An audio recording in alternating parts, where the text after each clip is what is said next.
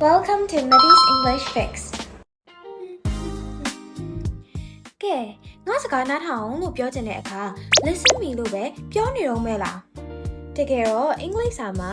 listen ဆိုတဲ့စကားလုံးရဲ့အနောက်မှာနားထောင်မဲ့သူဒါမှမဟုတ်အရာဝတ္ထုတစ်ခုခုပါလာပြီဆိုလို့ရှိရင်ဂျားထဲမှာ to ဆိုတဲ့ preposition လေးကိုအမြဲထည့်ပေးရပါမယ်ရှင်ဒါကြောင့် listen to me လို့ပြောမှာအမှန်ဖြစ်မှာပါဥပမာ I like listening to the music ကျမသချင်းနားထောင်ရတာကြိုက်ပါတယ် Listen to the teacher ဆရာမပြောတာနားထောင်ပါအဲ့လိုမျိုးလေးတွေသုံးပေးရမှာပဲဖြစ်ပါတယ်ကဲဒါဆိုလို့ရှိရင်သူတို့ပြောတာကိုနားထောင်ပါဆိုတာကိုအင်္ဂလိပ်လိုဘယ်လိုပြောမလဲ to ဆိုတဲ့ preposition လေးကိုမမေ့ဘဲနဲ့ထည့်ပြီးတော့ဖြည့်ကြည့်ကြပါအောင်နော်ရှေ့ဆက်ပြီးတော့လည်းအမှားလေးတွေကိုမဒီနဲ့အတူတူ fix လုပ်ကြရအောင် See you in the next video. Bye bye.